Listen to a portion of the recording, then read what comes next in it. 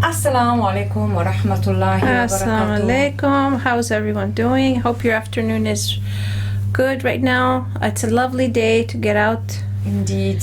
Yeah, Safiya. As we mentioned in our previous shows about walking and all the benefits of doing that. But now, Angela, you have decided to tackle Well, let's your pet hope peeve. to do it good justice because it's a big topic. I'll probably get back to it a couple of times, and it's definitely something you have said over and over and over again. So in different apart subjects, from right? always talking about sugars, we need to reduce refined sugars. We also need to reduce fats now.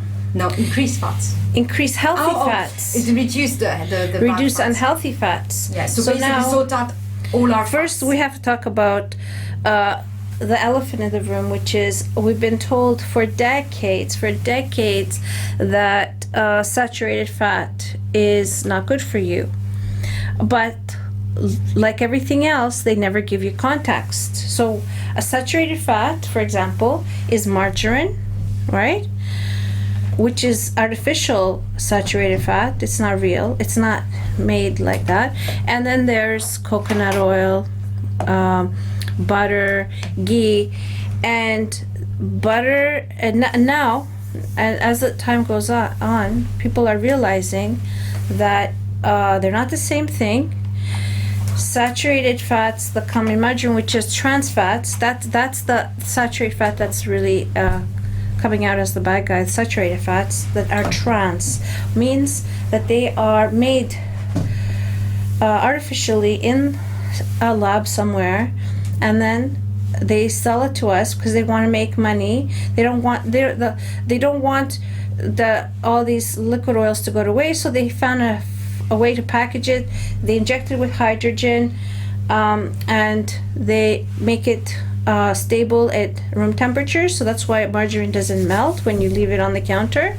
But you know what? We have margarine originally was created during the war, wasn't it? Because there was no other option to have fat. So there are a lot of things that are artificially made that were made because there was absolutely nothing else. And also, not sure. yeah, in the UK, definitely in Europe, this is what happened.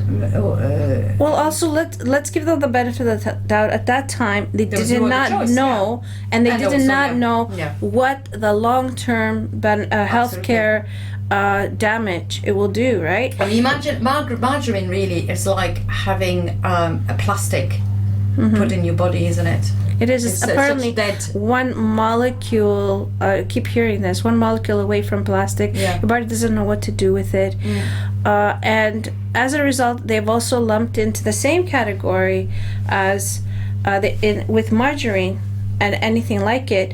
They've lumped in butter, ghee, coconut oil, and people have, and those are fats that your body needs and they're good for you. And there's more and more evidence as the time goes on. So I'm confident that in a few years' time, nobody will hear what I'm saying right now and go, "What is she talking about?" I'm telling you, we need healthy fats, and so healthy fats constitute we need them for ourselves. Let's just say we need it for healthy skin. Apart from also needing protein, we need for our skin layer. I mean, I get a little technical now. Is the cell is made up of this biphosphate lipid. I'm killing the word.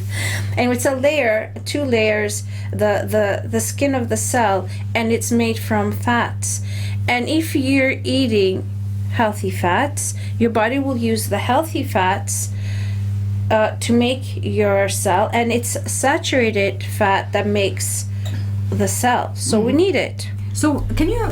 There's something I get a little bit confused always. So what is exactly saturated fat? What does that mean? The word saturated. Okay, so it's like a chemical. I guess it's in chemistry. Let me read this so I can be more precise. A type of fat containing a high proportion of fatty acid molecules without double bonds, considered to be less healthy in the diet than unsaturated fat. right? Right.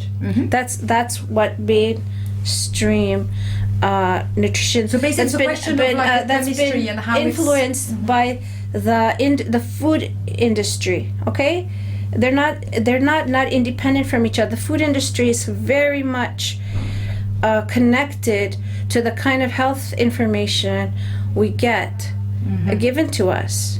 Okay, so if that sounds controversial, it says here, any views expressed on this show are necessarily those of Heritage Raiders. So Heritage Raiders is not in trouble for me saying that the food industry is related, influences the nutritional information we get down on our level. Like, To be honest, we can take the example of sugar. yeah, Even until a few years ago, it wasn't really a good thing. Like, people didn't like when we said sugar is really, refined sugar is really bad and it does this and it does that, everything. And then all of a sudden we have a sugar tax. Why? Because at last the government, look, all of those studies, that information that was known, has actually eventually trickled down to the government, and now it's going down into the food chain where we are told avoid sugar. so finally. Saturated fat. So saturated fat. People, they're not going to tell you don't eat saturated fat. They might tell you don't eat certain types of food. So what are those foods that we've been told not to have? We've been told not to have high fat, full fat milk, full fat cheese, butter. You can't do unfat the butter. So they give you a type of spreadable fat that's made from vegetable oils, right? And then they make it spreadable by injecting hydrogen peroxide. Hydrogen in it to make it stable at room temperature. And there you have it. And it's in meats like in beef and lamb and poultry and pork for people who eat pork, and coconut and palm oil. Though those last two had a serious, like, if they were people, if coconut oil and palm oil were people, they would have been suing companies for defamation decades ago, because they were so defamed that people stopped using them. They were so scared to even ghee, eat them. You know, I speak to so many of my Asian friends and I say, they've been ghee, defamed. I use ghee, and they're like, oh my God, I've been told all these years. It's so bad, because there's a generation, the mother's generation, it's like our grandmother's generation say now, always cooked with ghee. Then you have that sort of new generation, 30, 40, 50 something, absolutely never cooked with ghee. Yeah, and they were told that the saturated fat was bad for you, therefore ghee is saturated, therefore butter is saturated, therefore. But it's caused so much damage to our collective health, and it is pointing out, more research is pointing out, as we know, research takes 10 years, new research, to trickle down to the layman person through government policy. It takes time, so we literally have to be behind the latest research, and a lot of people don't wait for that. They test it on themselves, and now we're finding out that actually coconut oil and palm oil are good for you. So can you give us two examples? So what bad effects would a bad saturated fat have on their health, and what effect would have a good saturated fat have? Okay, well, for one, basically it's the health of your cells, right? Your body's using the fat that you're eating to renew our cells, and the protein, everything we eat gets broken down and used to remake you, to keep renewing our cells, because our cells die and then new cells are made, and your body uses what you eat to make those new cells. Think of bricks. If your bricks are good and solid, they'll make a nice solid home. If your bricks are made out of very low quality material, they're easily break. See, in countries where there's let's see, earthquakes, Egypt, Greece, Turkey, in Egypt, for example, right? In Egypt, we still have pyramids standing from thousands of years ago. They built them and they're still standing yet, but in the same time, when there's earthquakes nowadays in Cairo, when there's earthquakes, everything falls down like cards, And what is that? We're using architect terms and building terms to talk about our cells, but basically that's what our cells are building blocks of our body. So if we give it know material, that, for instance, vitamin D, which is not a vitamin, we mentioned it's that a hormone. It's a hormone, is fat soluble. So if you don't have any fat in your body or low level of fats, you struggle to absorb those. To try to keep me on track because I'm going to get mixed up with all my thoughts. Basically, if you don't have healthy cells and you don't eat healthy fats, so healthy, what is healthy fat? I'll give you examples instead of just the chemistry of it. Healthy fat food wise, you see coconut, palm oil. Palm oil has some kind of environmental Yes. but it's not. Now you can find palm oil that's Environmentally speaking, you have to care where your palm oil is coming from, but as a fat, it's good for you. So if you see it, buy it. And if you can buy it from renewable sources, even better. But as a fat, it's good for you to use it in your cooking. Butter, the higher quality, the better, but butter. At the end of the day, it's butter. You need to have it. Anything, avocado, olives, anything that comes from nuts. What else? Am I missing some? And some people also use the animal fats. So something that's not really heard of, the tallow comes from beef. The beef fat, they do this process with it and they can use it for cooking. People who eat pork, they have the I forgot what it's called, lard, and then they use goose fat, any kind of fat.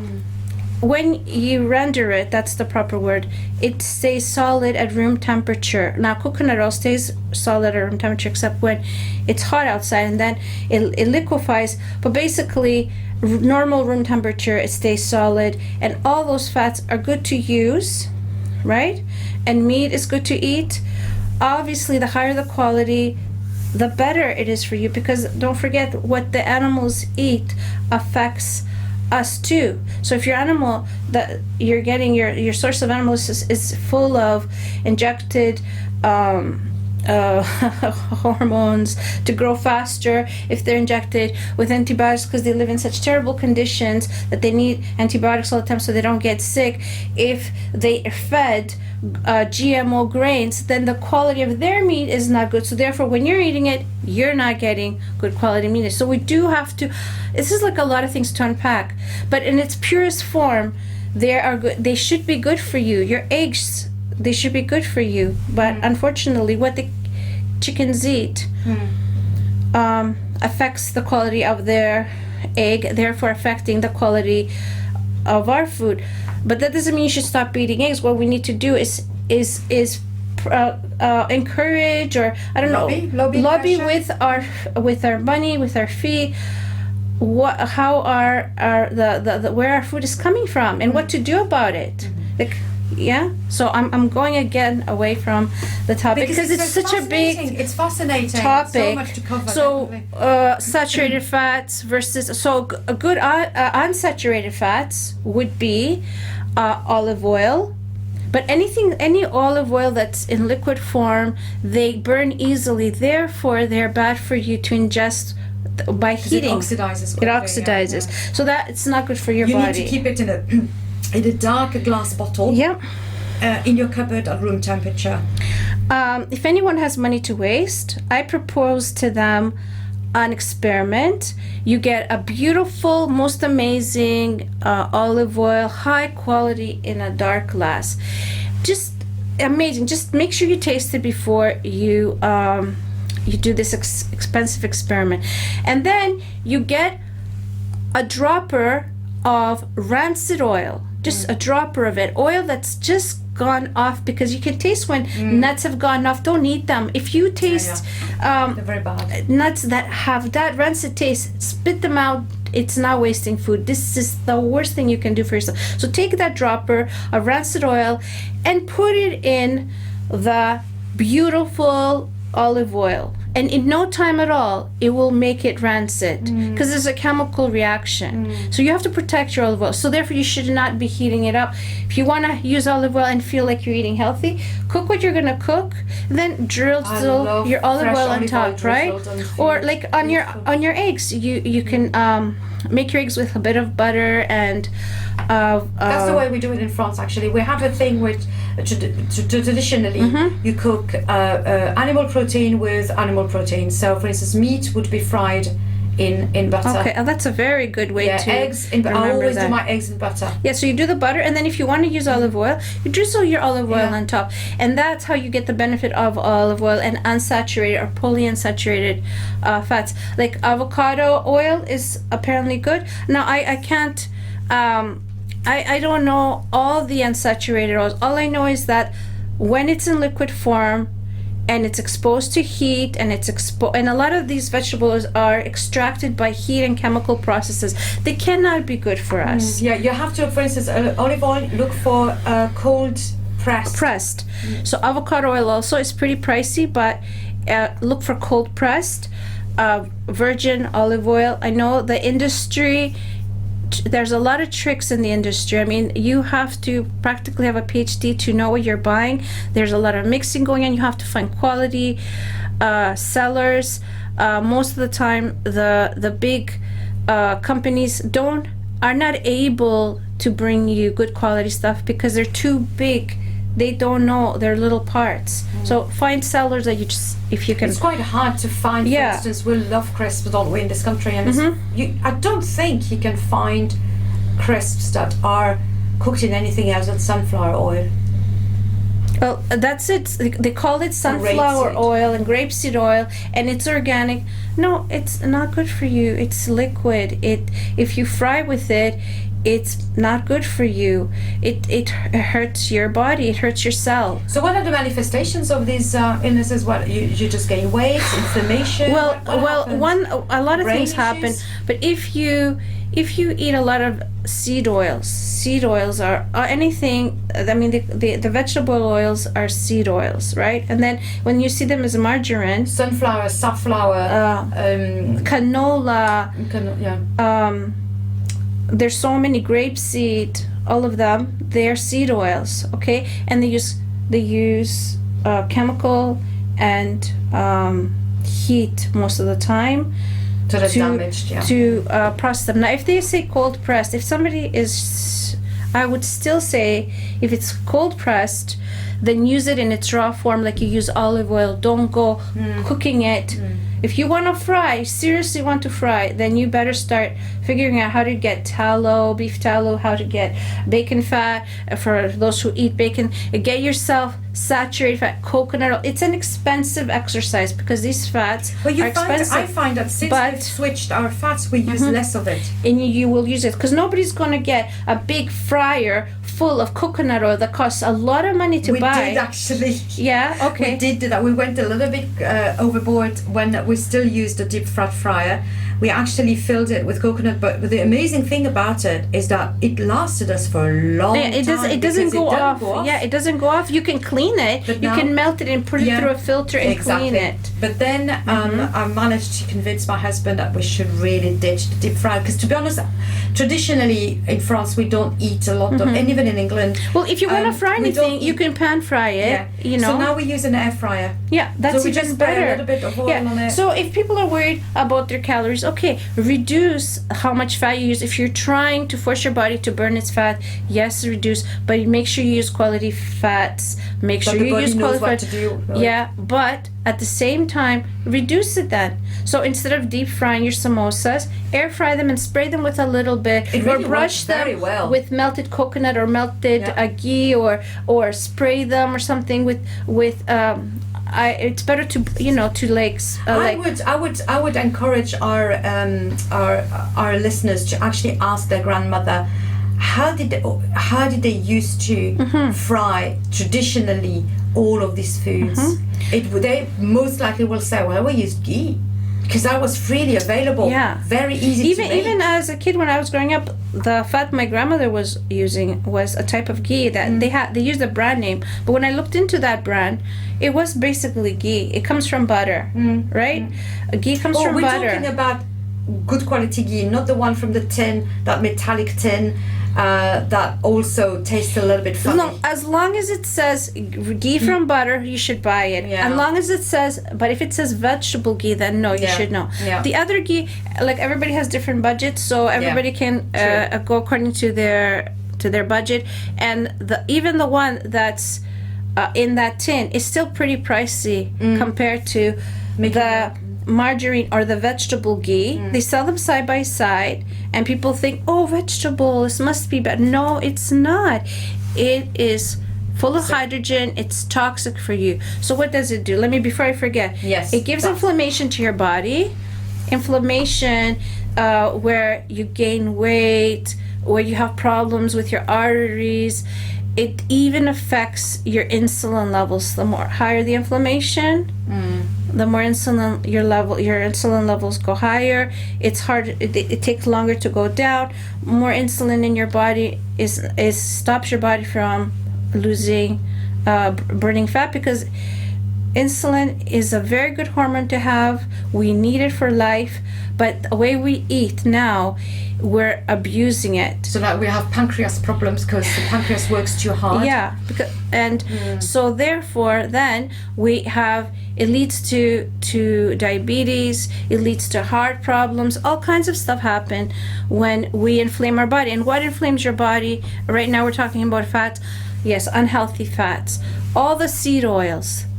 And if that's one thing you can do for your health, and anything, and there's studies done to prove that seed oils could be the cause, and I'm saying it cautiously right now because people have to do their own research, but something to think about, that seed oils could be the cause for a lot of inflammation when it comes to arthritic problems.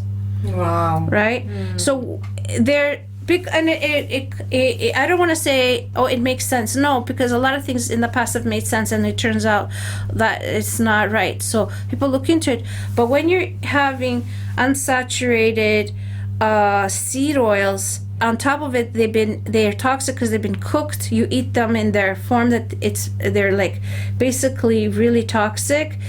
And your body's using what you eat to make new cells. So you think about this. Are you giving your body healthy fats to make your skin, your new bone cells, your new blood cells, your new liver cells, your new eye cells? You're giving them good healthy fats to make your new cells? Or are you giving it junk? And no wonder so many young people now you're hearing having heart attacks. Yeah, I know. In their 30s. I know. Young men. How is that? If it's not from what we eat. And we cannot disconnect food from our health. It's something that's been sold to us as a society, again, by different industries. But that's not true if you think about it, guys. Food is your medicine. Definitely. So inshallah, we'll have a short break and we'll continue our fascinating conversation. You can hear Angela's passion, and it's been a while that fats was on our list of topics we just wanted to focus on. As you can see, when we talk about this stuff, I lose track, and then I go on to different branches. So please, remind yourself then what we're talking about. We were talking about saturated fats. So we read the definition of it. So now it's time to also read the definition for what is unsaturated fat. And now we don't have a screen to show you how it actually looks. Well, you can look but on yeah, you guys look it up. Yeah. So what's unsaturated fats are liquid at room temperature, okay, are different from saturated fats because they are stable and at room temperature they're thick. You can turn them upside down, they don't fall out of the box, right? So they're liquid form, and they contain one or more unlike saturated fats that contain more than one double bonds, this is chemistry, you guys, and fewer hydrogen atoms on their carbon chains. Unsaturated fats come from plants, and occur in the following kinds of foods like olives and I would say avocados. There's a lot of so olives and avocados both have a stone inside. I think this is what makes the difference between, for instance, seed or something. It's a fruit with the stone inside, so that's why it's different. So that's also a good way of knowing if you're not entirely sure. Well, they're plant-based fats, and they're good for you. So if they have a stone inside, it's good. So avocado and olives, they have a stone. Yeah, I mean, who knows what safflower and sunflower? Sunflower is a seed that we can eat in its purest, like you can eat it, and you can get good fat from that. But when they make it into oil, if it's processed with chemicals and heat, then that oil that comes from it is destroyed. If there is such a thing as sunflower cold pressed, then even then use it in cold in its format, cold. yeah. But like olive, if you're gonna put it in your fryer to fry things, then you've just ruined it. So you're going to kill it for me because we do like sesame oil. Is that good? What do you think? I use sesame oil too in my stir fries. Occasionally to give right? that flavor. And there's two types. There's raw sesame oil and there's toasted sesame oil. Now, toasted sesame oil smells like sesame, and if you eat it in its paste, like tahini, tahini is sesame in a paste, and you make, drizzles with it. If you're gonna use it, do pan frying, okay? But this deep frying thing, we must try to stay away from There's it. also a rule, isn't there, that if your oil start, like if you can see the smoke coming out, just get rid of it and start again. And start. So on a low heat. That I have to do sometimes. So the kids Mm-hmm. forget, they put the oil in, then they start chopping things, and you start thinking in the wok, you see that black smoke coming off, and like, please get rid of it. It's gone. Yeah, it's gone. Toxic. But we just have to be mindful when we're eating. So even if you're not worried about your weight, anything, heart problems, anything, look, all these things that we're talking about, diabetes, heart disease, obesity, all of this is lifestyle problems that can be reversed. The sooner you get to it, in the past with our guest on diabetes. The sooner you get to it, the faster. As you're getting older, and the more you're not able to handle it, then of course it's harder to get to it. But it's never too late to at least do some reversal of any of these things. And remember, you can and be have a overweight healthier life and be healthy. Yes, that's true. You're inside. It does not mean because you are slim. Or if you see someone slim, think, oh, they're so healthy. No, that's not true. We had a guest on diabetes, remember, recently, who was he said he was never overweight. He was slim and everything. And then when you heard that he was diabetic, he was shocked. And it was because he was eating too many fruits early in the morning for simple sugars that affected his pancreas, and too much insulin, and then overproduction of insulin leads to diabetes, because the more simple sugars we give our bodies, the more you're taxing your pancreas, which produces insulin. So this is again with the fats, the same process can happen as you explained earlier. It's not, you can have these issues with insulin and pancreas. Well, that works a little different. It gives inflammation, leads to insulin problems. And don't forget, fats that we eat also produce the hormones of our body. So you want to have healthy estrogen. You want to have healthy androgen hormones. Anything that your body produces needs fats, cholesterol, everything. If you're not giving it good, healthy fats, you're not going to have healthy hormones, right? It will affect everything. You cannot outrun an unhealthy diet. You can exercise, but exercise is good for other things. But overall, it's what you eat that gives you health. Yes. So if you do have a weight problem for one reason or another, you're getting older, you haven't been exercising, you don't have muscles, so your body makes fat. There's so many things. But at least eat healthy so that you don't have the other problems. And then you have to work on building muscle and other things in order to reduce the fat.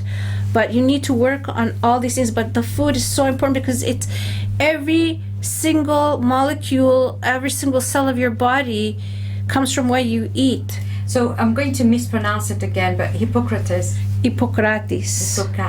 But in English they say Hippocrates. Hippocrates. It comes to it sounds like hypocrite, but it's not Hippocrates. But in English they put an H, so they put Hippocrates, but it's really no H. Hippocrates. And he said, "Let thy food be thy medicine, and medicine be thy food," which is in English. He did not say it like that, but okay, guys. It sounds poetic.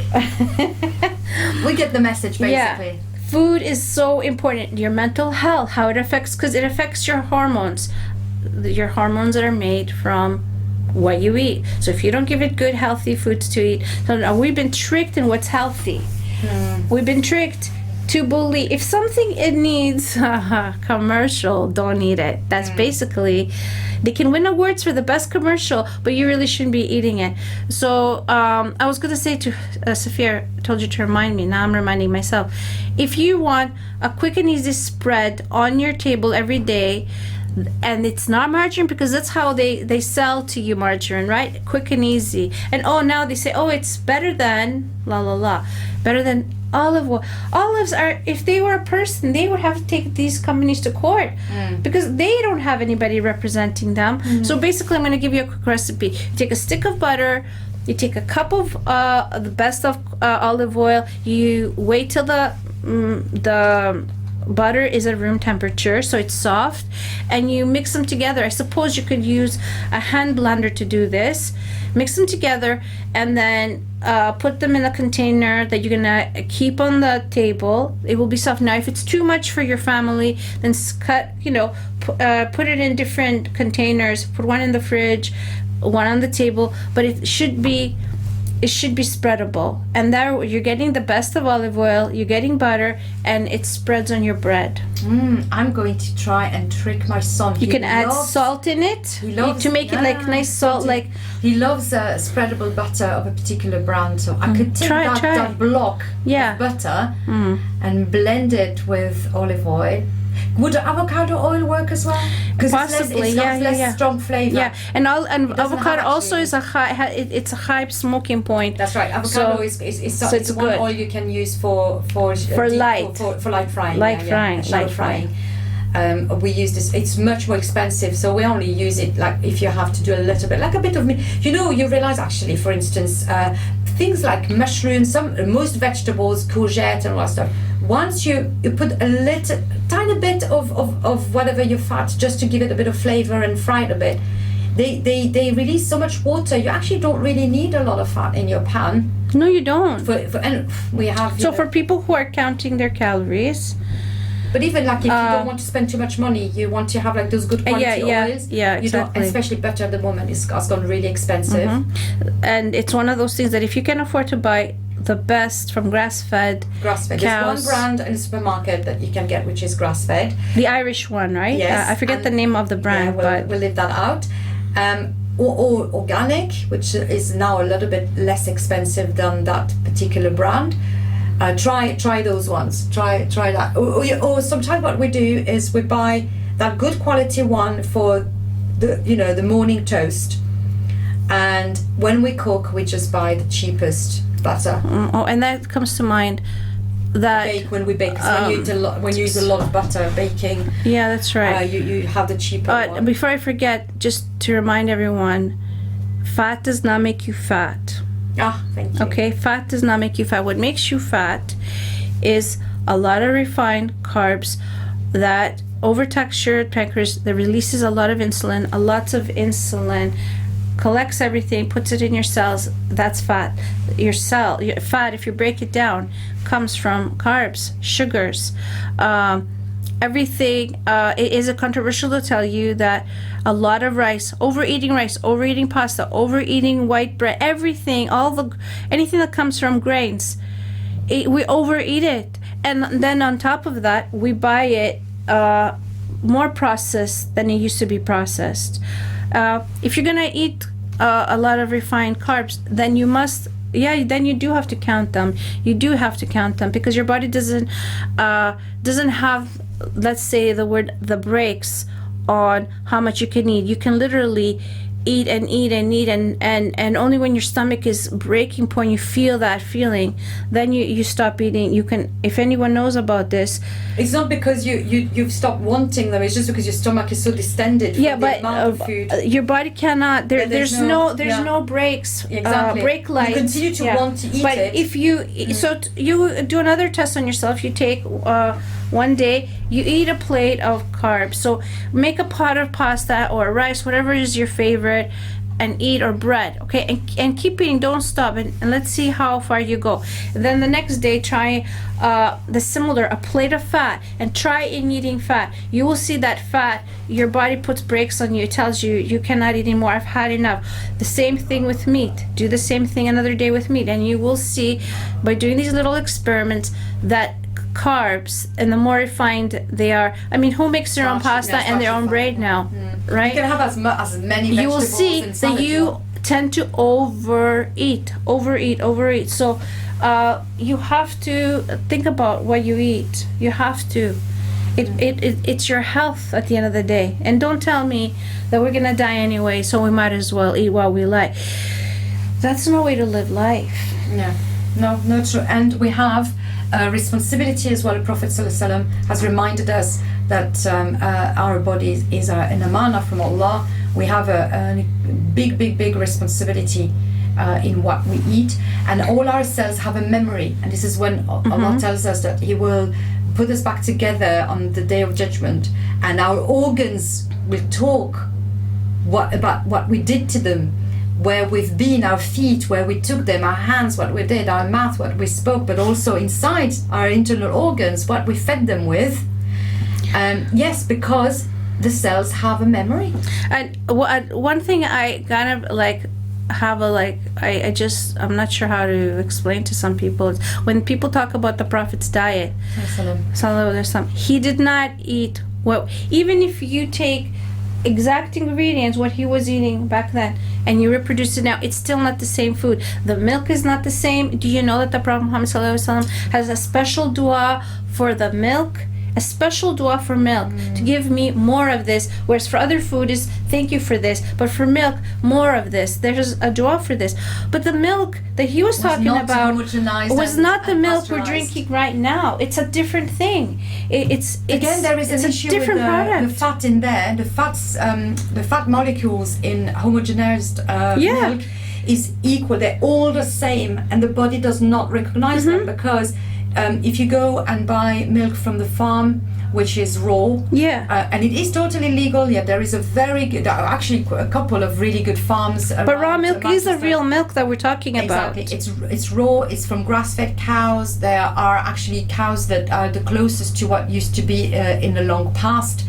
And when you drink that milk, the fat molecules are very different one from another, and the body sifts through them and uses the ones that it needs. That's real milk. It hasn't been homogenized. One day, if you guys want, we could talk about what exactly is homogenization, which has been a practice used by industry. So we're not going to get into it right now. But basically, the Prophet's foods, if you reproduce them now, we do not. It's not the same thing. The milk is not the same. Back then, I'm sure they did not have obesity problems like we have now. Okay, even people who were eating sugar, what kind of sugar were they eating now? It wasn't the same. Anyways, that's it for today. I hope we gave some good food for thought, intended pun. And if you have any questions, please leave them below on the YouTube video that we're gonna upload next week, or send us anything. Tell me the email again. Info at heritageradio.co.uk. Thank you very much for listening to us and giving us your time. Assalamu alaikum wa rahmatullahi wa barakatuh.